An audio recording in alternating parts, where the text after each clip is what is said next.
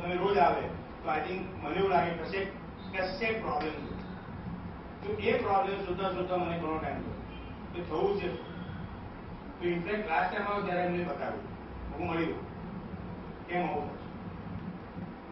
એ આપણા જૂના વેદાંતના બુક્સમાં જતું હું કશી બુક વાંચતો ના, પણ સમજણ આદિ આ બધું થયું છે આપણી સાથે વાતો કરતા. તો સાદી ભાષામાં કહું તો આપણે મનુષ્ય તરીકે દરેક વસ્તુથી આદતથી જ કરીએ છીએ. મંદિરમાં આવવાનું, શાસ્ત્રાંગનો પ્રણામ કરવાના, એવી આદત છે. કારણ કે જો તમે ખરેખર પ્રેમથી અને શ્રદ્ધાથી જો પ્રણામ કરતો હોય ને તો તરત જ ખબર પડી જાય. પણ આ તો એક મગજ ગોઠવાઈ ગયું, 4 વાગ્યા મારે મંદિરમાં, 4 વાગ્યા દીવો કરવાનો, એક આદત બની ગઈ. એમાંથી શું જવું કે તમે શરૂ કર્યું હતું બરાબર. પહેલા શું થાય કે સમજણ બે વસ્તુ, એક તમને કોઈ કહે છે તમે કરો અને એક તમે સમજણ આધીન કરો, તો બંને આદત જ છે. પણ તમે કોઈ કહે છે જયારે તમે કરો છો એટલે તમે મશીન બની જાય. 4 વાગ્યા ના એટલે બધું કામ છોડી દેશો, હા દીવો કરવો જ પડશે. પણ ભગવાનનો દીવો ગમે ત્યારે થઈ શકે એવું છે. અને બીજું, ભગવાનની કોઈ તાકાત નહીં દીવો કરવાની. સમજો તમારામાં તાકાત છે ભગવાનનો દીવો કરવાની, એ તમારે સમજવાની જરૂર છે. ભગવાન દીવો ના કરી શકે, કારણ કે ભગવાનને અજવાળાની જરૂર નહીં. આપણે એવું સમજ્યા કે ભગવાનને અજવાળો આપવું છે, અજવાળો એ કરવાની જરૂર છે. બધું ઊંધું થયું મારી સમજણ. ભગવાનને પાસે દીવો કરવાની કોઈ જ જરૂર નથી, ભગવાનને જરૂર નથી. પણ આપણે શું સમજ્યા કે ભગવાન અંધારામાં બેઠા છે. અલા ભાઈ, દીવો કરનારો તું અંધારામાં બેઠો, આ હકીકત છે. ભગવાનને આપણે થાક ધરાવીએ છીએ, ભગવાનને આ ભાવે છે. તો એ હું કાશીપણીમાં દાદા છે એમને ત્યાં જોઉં છું, તે બાને પૂછ્યું, હું તમે આ પ્રસાદમાં તમારી ભાવતી વસ્તુ કેમ મૂકો છો? આ કાળેનું શાક કેમ નહીં મૂકતા પ્રસાદમાં? હું તદ્દન અવળો માણસ છું, દરેક જગ્યાએ અવળા સવા કરવાના. બાકી કે એવું ભગવાનને ના ચડાવાય. તો હું શું ચડાવાય? કે ભગવાનને લાડવો ચડાવાય, આ ચડાવાય, પેલું ચડાવાય. સારું, ત્યારે કશું ના બોલ્યો. એ લાડવો ચડ્યો, હું આ જાણતો હતો, આ બધું સમજીનું નાટક કર્યું, બધું જોયેલું છે નાનપણથી. હું તમે લાડવો ચડાવ્યો, પછી કે ભગવાનને નૈવેદ્ય ચડી ગયો, સારું. હવે ભગવાન તો નીકળ્યા ના ખાવા માટે. બા, તમારી ભાવતી વસ્તુ ભગવાનને ચડાવો છો, પણ તમારે ખાવી જોઈએ, ભગવાનનું નામ વચ્ચે આવ્યું. સરળ લાડો તમારા પેટમાં જાય છે, એ હકીકત છે. કદાચ અત્યારે તમને હું બદલવા નહીં આવ્યો, મને કોઈ હક નહીં સમજવાનો, પણ આ હકીકત છે. મને તમે કહો કારેલાનું શાક બનાવવા તકલીફ શું? ના જવાબ મળે, કારેલા શાક પાણી ના ભાવે. આ બી હકીકત છે. આવી બધી ઘણી વસ્તુઓ જોડવો પડતો. મૂળ વાત પર પાછો આવું છું. પપ્પાની વાત કરું છું, પૂજા કરે છે, આ કરે છે, પેલું કરે છે. એમને મેં સવાલ કર્યો, તમે કેમ પૂજા કરો? તો કોઈ જવાબ ના. મને કીધું છે, મમ્મીને મારો જો કશું બોલતો હિંમત નથી પૂછવાની, ભલે આખી કે દીકરીઓ મંદિર ઉડાઈને બહાર કરી દીધી. આ પત્રનો કોઈ તાકાત ના, 11 વર્ષનો કોઈ તાકાત ના. કારણ કે તમારો ભગવાન જો ખરેખર તમે સાચી સમજણ આપતો હોય તો પહેલા તમે હાર ઉપાડો.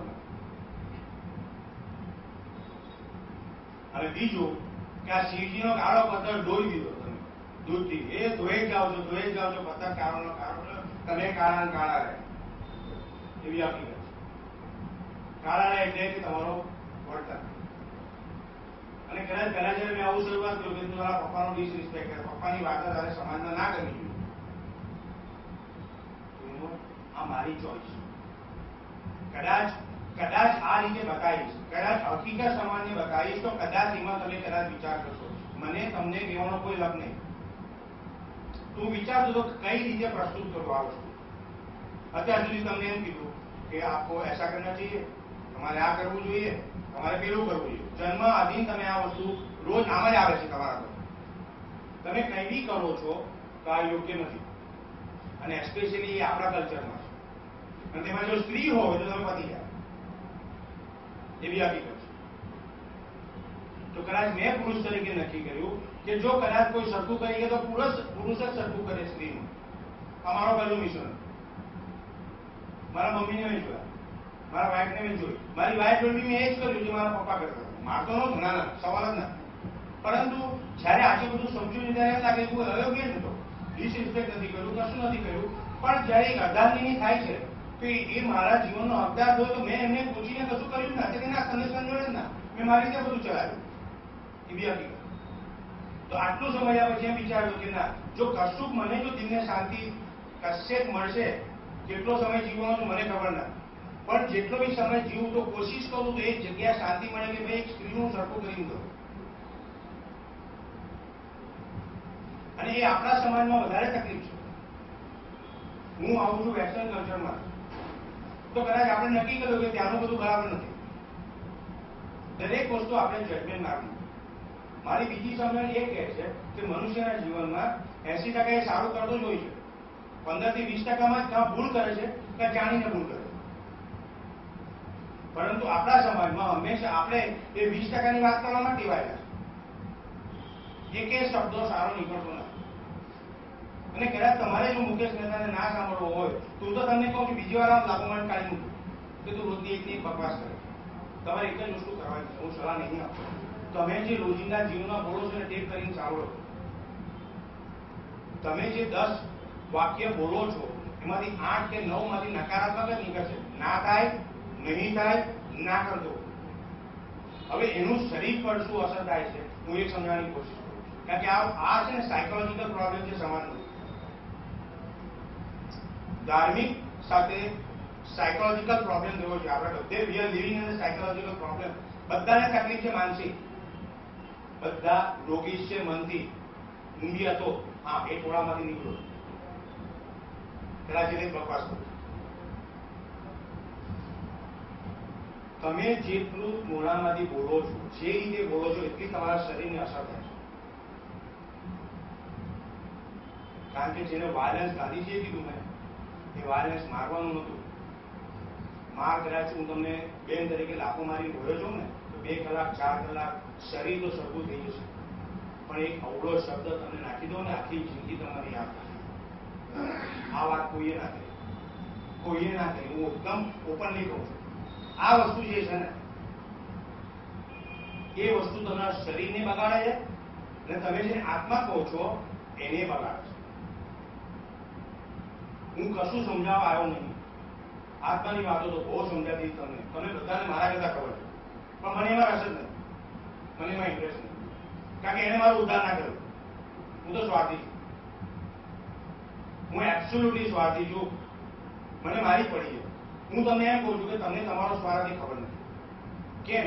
તમારો સ્વાર્થ શું હતો કે એટલીસ્ટ તમે એવું તો વિચારો ને કે ભાઈ મને શેમાંથી આનંદ મળે છે. તો એ સમજવાનું શું હતું કે દરેક શબ્દ ધરતી પર ખોટા નહીં, પણ એની સમજણ એ મુશ્કેલી ઉભી ગઈ. સ્વાર્થ શબ્દ ખોટો નહીં. હું મારો સ્વાર્થ રાખી શકું છું, પણ જયારે સમાજમાં રહું છું સમાજને આધીન રહું છું. સ્વાર્થ શું હતો? એ જે સ્વાર્થ જયારે લખાણો એ પોતાનો આનંદનો, કશો નહીં બીજો. પણ આપણે રૂપાંતર કર્યું સ્વાર્થનું આમાં. એટલે કેમ થયું? કારણ કે શરીરની વાર્તા કરવામાં, જે આજે હું પહેલી વાર કોશિશ કરી રહ્યો તમને સમજાવવાનું કે આત્મા શરીર વગર નહીં અને શરીર આત્મા વગર નહીં. એ તો હકીકત છે. ખોટું બધું લાગુ મારું આવશે તમને આગળ જ મેં કહ્યું. બંને સિક્કાના એક બંને બાજુ છે. આત્માનું જ્ઞાન તમને મારા કરતા વધારે મને શૂન્ય બી નથી. અને જે વસ્તુ મને ખબર નથી એમાં હું જઈશ, અને જે થઈ છે એમની કહીશ આ ખોટી. મને એમાં રસ. એક ટાઈમ એવો હતો મેં પર્પઝલી નાટક કરેલો 4 વર્ષ માટે કે બધું બોલું. એ તમારી સમજણ સમજવા. અને આજે જ તમારી સમજણ સમજીને હું પાછું તમને નવું નાખવા આવ્યો. બજારમાં નવું નાખવા આવ્યો. સિક્કાની 2 બાજુ. આત્માની વાત તમને બધાને મારા કરતા ખબર છે, પણ મને એવું લાગે છે કે સિક્કાની બીજી બાજુ આપણે ભૂલી ગયા. શરીર રૂપે જયારે હું આ ધરતી પર જન્મ લઉં છું ત્યારે શરીર ઇમ્પોર્ટન્ટ થઈ જાય. ભગવાન આભાર. તમે જે ટાઈમમાં રહો છો એ ભગવાનના મંદિરની ઉપર જયારે ધૂળ ચડશે, તમે મને કોઈ ધૂળવાળા મંદિરમાં જશો કે આરસપણવાળા મંદિરમાં જશો? જવાબ આપવાની કશી જરૂર નહીં, તમને ખબર જ છે. કશું બોલશો જ ના. મારી પાસે કોઈ જવાબ લેવા આવે ને કે તમારી સમજણ મને ખબર છે, બધું બહુ જોયું. તો એનો અર્થ શું થયો? ભગવાનની કિંમત મંદિર સાથે લાગેલી છે. ભગવાનની મૂર્તિ તમે જુઓ તો મંદિરને આધીન છે, પણ આપણે અવળું સમજી ગયા. તો જે ભગવાન મારી અંદર વસેલો છે તેનું મંદિર શું હતું? એ મારું શરીર. મને ભાગવતનું એટલું બધું ખબર નથી, પણ સિમ્પલ પ્રિન્સિપલ, મને ભાગવતના કોઈ શ્લોક ખબર નથી, પણ સિમ્પલ સમજુ છું કે હું તારી અંદર વસેલો છે, તું મારું મંદિર છો. તું મારું મંદિર છો એટલે કોણ? હું શરીર. અને તું મંદિરને સાચો છે તો હું તારી સાથે કાયમ જ રહીશ. પણ આપણે શું કર્યું? અર્થાત શું કર્યો કે તું મારી પાસે આવ, તને સમજાવું. હું એમ જ માનું છું કે અર્જુન ને કૃષ્ણ પોતે જ છું. અર્જુન બધાએ થવું છે, કારણ કે અર્જુન રહેવામાં ફાયદો છે. તમે કીધું એટલે મેં કહ્યું. પણ હું કૃષ્ણા બનાવવા નીકળ્યો કે બધા કૃષ્ણા છે, કૃષ્ણા થઈ શકે કે આપણે ભૂલી ગયા. અર્જુન ને કૃષ્ણ હું પોતે જ છું. ભગવાન નાનો હું પોતે જ છું. આર્યો અહીંયા માનસિક તકલીફ છે મને, અહીંથી બધું શરૂ કરે. તો આ વસ્તુ સમજવા માટે મારે માણસની સાયકોલોજી સમજવી પડે. એટલે સ્વામીજી જેવા મોટા મોટા સંતો જોડે જયારે મેં પ્રહાર કર્યા ત્યારે એ જે વચનો નીકળતા હતા તો હું સમજવાની કોશિશ કરતો હતો. જે રીતે બોલે છે એ હાજરી નીકળે છે, એની પાછળ કોઈ વિચાર શક્તિ લાગેલી છે જે કદાચ એમને પોતાને ના ખબર. કારણ કે તમે જે વસ્તુ બોલ્યા કરો છો એક આદત નહીં બની જાવ, તમારા માટે ઓટોમેટિક છે. પણ દરેક વસ્તુ ઓટોમેટિક થવા માટે એ શરીરમાં એની અંદર બીજા વિચારો લાગેલા છે. જે શરીર તમારું કોમ્પ્યુટર છે. તમે પેલા જુઠ્ઠા કોમ્પ્યુટર જોડે રમવા માંડે, પણ તમે પોતે સુપર કોમ્પ્યુટર છો. આંખ અને કાન એ ઇન્ફોર્મેશન તમારી બધી લઈ જાય અંદર. તમને નાનો અનુભવ આપું કે જીવનમાં કેટલા અનુભવ તમને થયા, તમને કોઈ ભળી ગયું હોય, કશા કોઈ પ્રેમથી બોલી ગયું હોય, એ માણસ તમે ભૂલી જાઓ છો. સડનલી એવો અવાજ સંભળાય 5 વર્ષ 10 વર્ષ પછી તમારા મગજ નહીં આવે, ખરું અવાજ સાંભળ્યો છે, પણ કોઈ વિચાર કર્યો કે સડનલી 20 વર્ષ પછી એ વિચાર કેમ આવે? એનો અર્થ મેં એવો કાઢ્યો કે મારું આ શરીર બધી ઇન્ફોર્મેશન આખી જિંદગી રાખે. અને ગ્રંથિ આધીન જયારે જીવું છું ને ત્યારે બેન ગમે એટલું સારું કરે છે ને, પણ બેને એકવાર જે કરેલું છે ને તો ત્યાં ચાલી ગયું સ્ટીરિયોટાઇપ. કારણ કે પાછો પેલો વિચાર આવીને ઉભો રહે છે કે 80% સારું મને જોવાનું શીખવું જ નથી, મેં શું શીખ્યો જ ના. એટલે પહેલું તો નેગેટિવ આવે, એની સાથે ગ્રંથિ જોડાય, બીજું શું થાય? હું તમને ગાળ જાય. તમે પછી તમે વિચાર કરો ત્યારે મુકેશ તો બહુ સારું કરવાની કોશિશ કરતી હતી, આવું કેમ થયું?